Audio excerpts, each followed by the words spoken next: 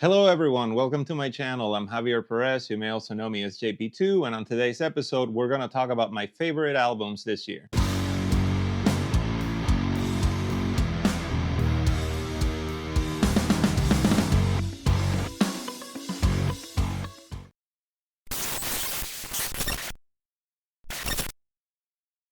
First of all, thank you so much for watching. If you're here, it means you're supporting me and you support my channel, and I really appreciate that, but please don't forget to hit that like and subscribe button. So this was a very weird year for me as far as finding music. I feel like most of the music that I found this year that I ended up falling in love with or listening to a lot happened on the later part of the year. Doesn't mean that these albums were released later in the year. It's just, life stuff, being busy and all of that. It just so ended up being that I feel like the bulk of my listening happened like summer, then after the summer. I feel like the first part of the year, I can't recall a single album that came out that I was aware of that I just got hooked on. My list is a little bit longer this year. I normally do a top 5, but there was so many this year that even after narrowing it down, it still came up to more than 5 albums. As with every other year, I don't give you an order of which I like the most to which I like the least out of the top 5 or anything. This is just in no specific order, my favorite albums of 2024.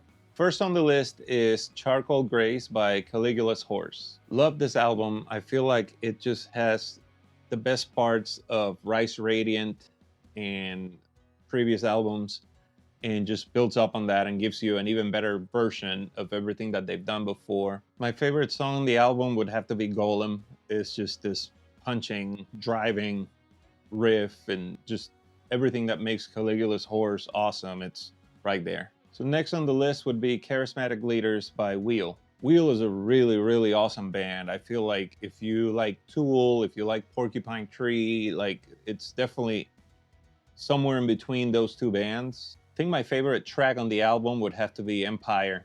It's so heavy, and the spot in the album that it comes up with, it kind of comes out of nowhere and it smacks you. It's a really, really good song. Next on the list would be Techniflux by Ever Forthright. I discovered Ever Forthright years ago when I was getting into stuff like Periphery, and I found out Chris Barretto used to be their singer. He was with Monuments, and this was his previous band before all of that.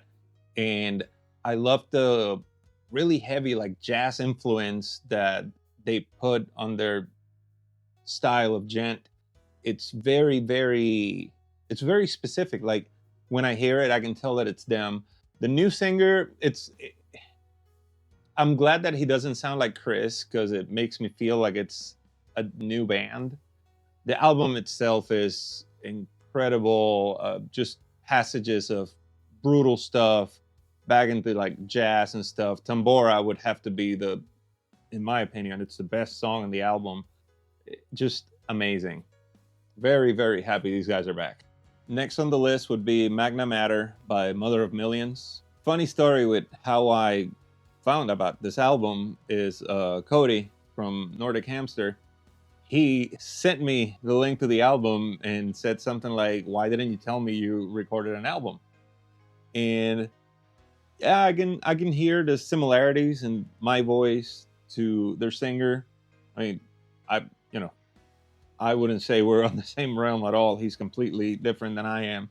The delivery is insane. He sounds huge, and it complements the music so much. It's got all the elements of prog that I love, and it's got a little bit more groove than usual when it comes to the prog music that I love listening to. Feral, the second track, that would be my favorite. It just from the beginning, that riff starts punching and the song just drives. Amazing album, definitely worth a listen. Next on the list is the only album that is not progressive rock or progressive metal.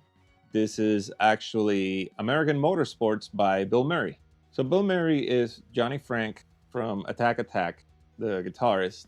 Once again, this was Cody kept telling me about the band. I thought that he was talking about the comedian.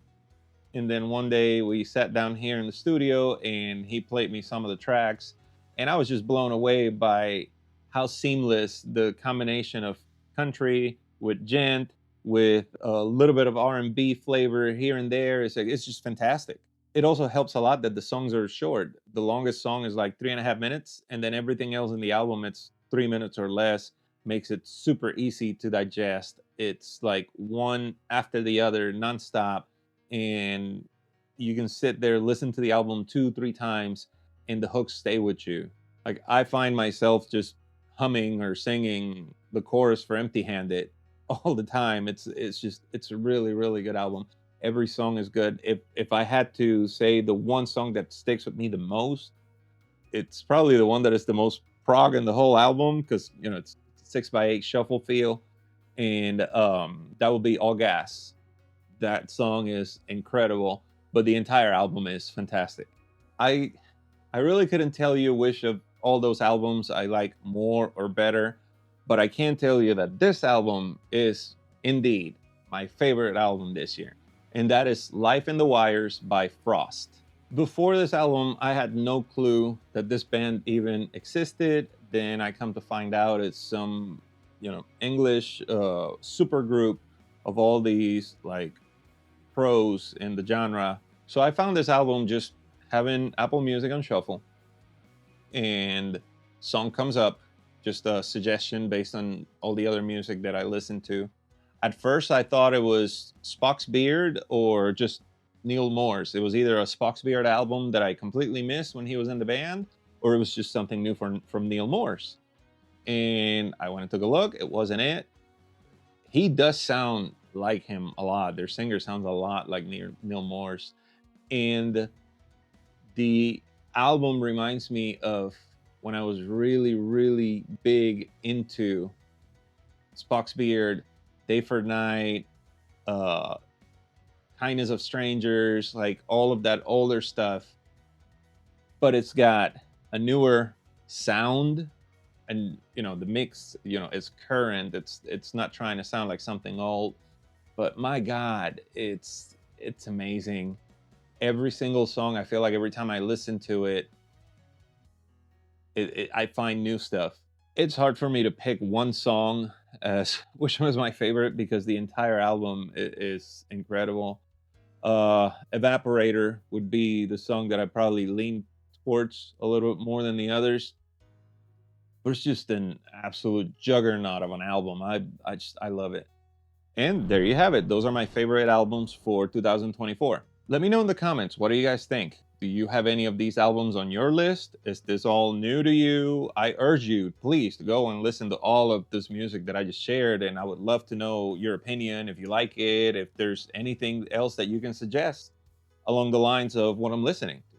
As always, thank you so much for watching. If you like this video and you want to see more videos like this one, then please don't forget to hit that like and subscribe button. And until next time.